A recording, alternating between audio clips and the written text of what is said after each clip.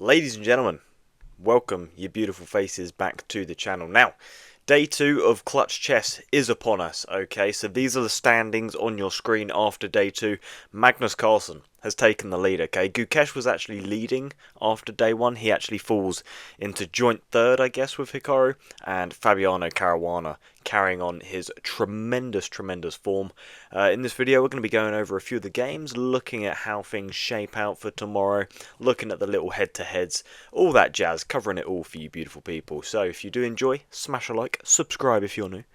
But guys, game number 1. I'm spoiling you, okay? Off the get-go, we've got Hikaru Nakamura facing up against Magnus Carlsen. I mean, the battle of arguably the two greatest of this generation. I mean, you've obviously got Levon Fabiano Caruana, you know, just to name a couple others in there before I get attacked in the comments. But coming into this game, Hikaru was actually really struggling, so he really needs to pick up a win in this game. And Magnus plays e4, Hikaru goes c5. So playing a Sicilian, very aggressive. Hikaru saying, I need a win, I got to attack. Knight f3 and g6, so this is the accelerated dragon that Hikaru is opting for. d4, c takes on d4, and then knight takes on d4. This is all very normal stuff. Bishop g7, and here you can play like c4, you can play knight c3. Magnus opts for the move knight to c3 instead of c4. We get knight c6, so do we see a knight trade? No, we don't. We see bishop e3, reinforce the knight, and then knight to f6. And now we get a knight trade, recapture with the b-pawn, because, you know, you kind of want to open up the light square bishop to come out this way. e5, kicking that knight all the way back. Bishop d4, also the knight going all the way back. This is some high-level chess. You know when the knight goes back to g8 that it's high-level chess. f4, again, this is just beautiful. Magnus basically saying, I'm dominating these dark squares. Like, you're not a threat to me on these dark squares, even if I short castle. Knight goes to h6, e6. Look, what? How is that working? It's actually the best move as well. I mean, like, Sicilian prep is insane. I know it is, but to know e6 is even a move you can consider. I mean, what are you meant to play here? Move like bishop f6. Okay, interesting. So the move f6 is played, and then we get e takes on d7. Bishop recaptures. Queen over to f3. Rook to d8. Bishop repositions. I mean, white's king looks like it's currently in hell. But Stockfish loves the position for white. Like, I guess you're eventually going to have a rook on e1. You're going to be putting a lot of pressure on this e7 pawn, I guess. Bishop to e6 is played. Bishop to d3. And now Hikaru short castles. I mean, it looks relatively equal to me, but I guess white is, you know, more developed, I guess, with more coordinated pieces. Like black's bishop is kind of in hell. Short castles, rook to e8, queen e3, bishop f7 drops back. Now you pick up a pawn, knight jumps forwards. Queen c5 is a mistake. Okay, I guess you'd have to play queen b6 then. Is the only move. Yeah, queen b6 is the move Stockfish wants. Obviously, you just can't play any of these moves while keeping the bishop defended. f5 is played. Attack the queen. You win the rook. But Stockfish doesn't... Oh, wow. Wow. Stockfish doesn't care because I think black is about to win one of white's rooks. Okay, you kick the queen back, and now the bishop, yeah, the bishop comes in and forks the queen and rook. That is absolutely despicable. That is vile play. Queen steps forward, you go back with check, queen takes, and then you take the rook. Oh, wow. Wow, what would happen if we got into some shenanigans like this? I guess you'd have to go... Oh, the knight defends f2. Of course it does. I was wondering why the king can't just run away. You'd have to play knight c1. You're just, unfortunately, very close to getting mated. Yeah, so knight c3 is played. Much more logical move. Rook b4, queen c5. I mean, yeah, just kicking all the pieces back. Magnus is up a pawn. And that's very scary. Trading off queens when Magnus is up a pawn. But Hikaru finding all the right moves here. I mean, you trade this off now as well. This is perfect play from Hikaru. Rook a3, yeah, beautiful. King f2 is the move. Oh my god, that's insane. Magnus getting his king active. C5 is not the move at all. I think the reason this is so bad is because you allow white to sort of access, well, not D5 I guess, but B5 you now give access to. King E3, Bishop E8, oh dear. Magnus is just going to stretch this advantage now, isn't he? I mean, the rook defends everything. Hikaru's 3 pawns, though. I mean, that's not easy to defend against. F4 check, G takes on F4, and then G takes on H4. So Hikaru creating something, you know, it is something, but rook C7, King E6. Oh my god, after King E4. I guess because... oh, rook A4 is coming, isn't it? After rook A4... you play D4, though? Wait, you can actually play this? Oh my god. Oh my god. H3, A6, bishop here, you just take. Oh my god. That is disgusting. Okay, well, Magnus clearly with a very dominating win over Hikaru. Absolutely crushing stuff. Hikaru really struggled today, man. It was actually quite sad to see. I think his only win... well, I'm not going to spoil anything, but, you know, I'm not going to spoil anything. I shall remain silent, okay? Fabiano Caruana versus Hikaru Nakamura for the second game. And it starts C4. Fabi's actually really liking this English opening recently. I think he played it in the US Championship a little bit. And he's played it a couple times in this Rapid tournament. Hikaru responds with E5. And we get this move G3. So instead of like the typical like knight to F3 stuff, knight C3, we get G3 looking to fianchetto the old sniper on the light square. C6, D4, E takes on D4. Now, does the queen recapture? Of course it does, because you don't want to go down a pawn after only 4 moves.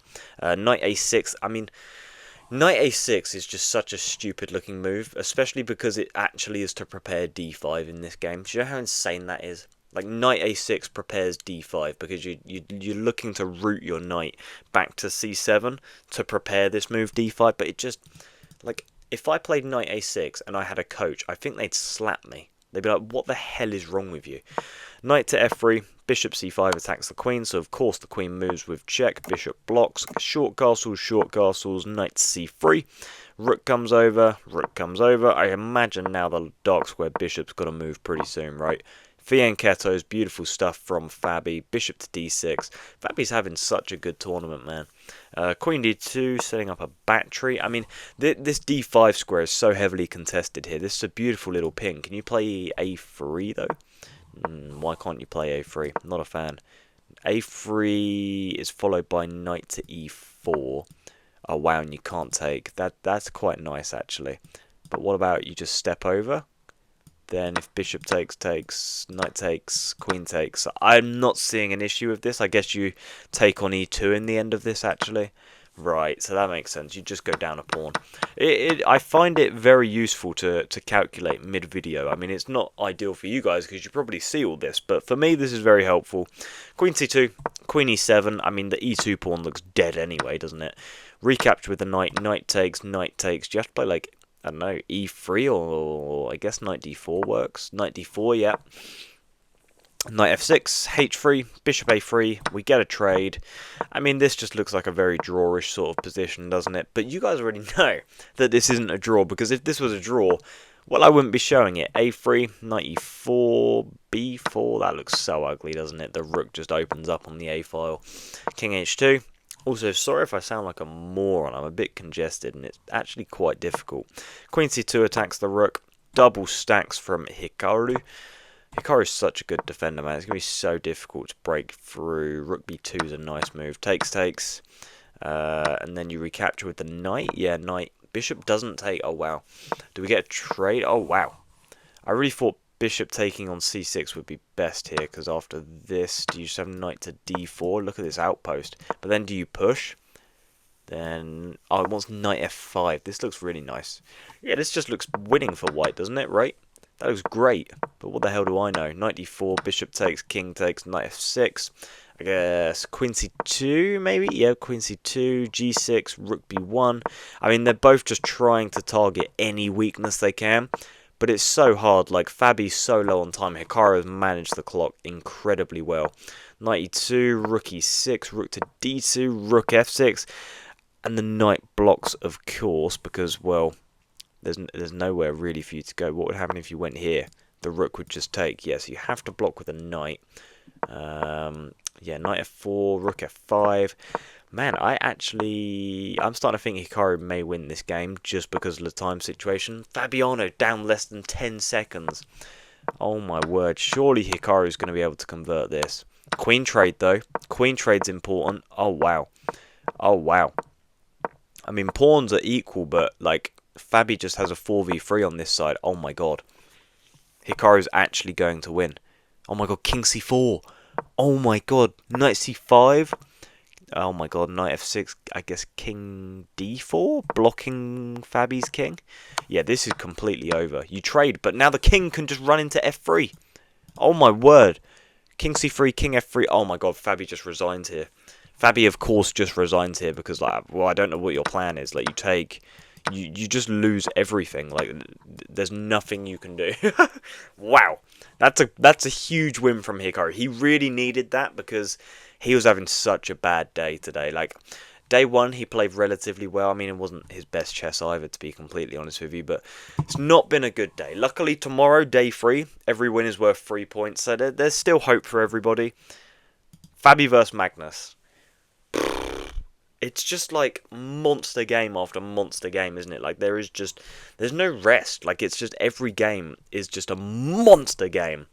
And here we actually get my favourite opening. E4, E5, Knight F3, Knight C6. And you guessed it, the Roy Lopez. And Magnus plays my response, which is the Berlin, Knight to F6. And Fabi just castles, which again is what I do. I never take this pawn on E4 because after D4 it's just winning for white. Not winning, but like if anyone has an advantage here, it is white. D4, knight drops back. Now you have to take on C6, I'm pretty sure. Yeah, pawn takes, and then you take on E5, sorry. Knight has to go to like F5, which it does, and then Queen D8. Yep, Queen D8. Now Black can't castle. So it's like, at my elo, this is a big deal, Black not being able to castle. But at this upper level where they know like the next 10 moves of theory anyway, it's not that big a deal. We're going to get like Rook D1. Oh no, H3. H3 is played. H3 is also a move because you want to stop this light squared bishop ever coming over, typically, pinning the knight to the queen. But there are no queens, so I thought, I don't know, Rook D8 looked a bit more natural, but I guess not. Knight comes into the game, dark squared bishop comes into the game for Fabi. I mean, it just looks wonderful for white here, doesn't it? This just looks beautiful. Oh my god, H4's played, knight takes on E6, so I guess rook takes is probably better than pawn take. Yeah, rook takes. Knight E4, C5, C3, I guess C4. Yep, just taking more space. This looks insane, doesn't it? G4, en passant is mandatory there. Yeah, absolutely en passant. F-pawn recaptures. What do you even play here? I guess B5 to reinforce your pawn. B5, yep. Oh my god, the engine here wants king G2. Okay, king F2. Okay, the engine wanted king G2. Why does the engine want king G2? I guess just to defend this pawn? Like, I have no idea. King F2, B4. Oh my god, Fabi doesn't even take. Fabi has been unbelievable this tournament. This H-pawn is flying, by the way. Look at white's pawns. Already just such a huge advantage. Look at these pawns. They are absolutely flying. Oh god, do you just take that? Oh my god, what is this knight move? Knight f6 is gorgeous. I thought you'd have to take the dark square bishop. Okay, Magnus slowly creeping back into this game. Wait, what? What on earth? Why is that so much better than this? What? King e7, you take the rook. What? Oh, but this is very scary. Wait, what? Rook takes, rook takes. It's just completely equal. That's insane, isn't it? That's insane. So rook h7, the much better move then. Knight blocks. Now you give the check and take the rook. Oh my god, this just does look very... Oh, what a beautiful intermezzo. So instead of immediately capturing on b2 with a rook, you give a check, forking the king and bishop. King steps forward, you lose the bishop though. Fabi is just putting on absolute clinic there. Oh my god, and after 92, Magnus just resigned. That's insane. Fabiano Caruana is having a monster tournament, by the way. This was such a clean game. Like, there was no point in this game where I thought, oh, well, Magnus has a chance here. You know, Magnus always has that, where it's like the stupidest little thing, and he just pounces, but there was literally nothing in this game. My word, Fabi. Mwah, chef's kiss, sir. Chef's kiss. So game number 4. I thought I'd save it till last. The world champ running up against Magnus Carlsen. Gukesh had a great first day. Like, he silenced everyone, proved everyone wrong, because everyone just thinks he's good at longer formats. No, let me tell you, this boy can play rapid, okay? But he really struggled today. So a win over Magnus would just really help him out. E4. E5, knight f3, knight c6, and then bishop c4. So we get an Italian game, which is, really slow, passive sort of game.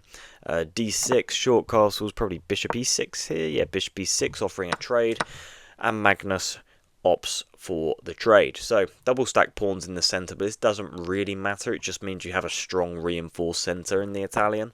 C3, preparing the move d4. We get knight f6. Rook e1, bishop e7, and then d4. I think here you can play, well, you can play like queen d7, or you can just castle. Can you take the pawn? I'd imagine taking the pawn is probably quite beneficial for white. No, you sort of give them exactly what they want in the centre. So Magnus doesn't take the pawn, he just castles. D takes on e5, knight recaptures, keeping the pawns really solid. Knight takes, then d takes on e5, knight d2, bishop c5. I guess this pawn is very weak. Why not put the bishop on a more active diagonal? I am like so congested. Knight to f3. Queen takes on d1. We get a beautiful little queen trade. And then the knight takes on e4. I guess bishop e3. Yeah, looking for some sort of trade here. Open up that f-file.